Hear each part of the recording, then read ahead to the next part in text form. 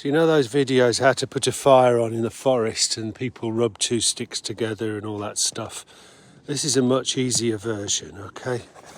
You get a box of matches. Extra long matches are good because then you can mess it up for a bit. You strike your match and you put it into the prepared bag of crap that you've got that will burn. And that's how you start a fire in the forest. And then later, once the fire's going, you put your kettle on it and away you go. You can have cups of tea all day. So that's how to survive in the forest with a fire on a cold day. Oh, it's already wonderful. Couldn't have taken more than 20 seconds.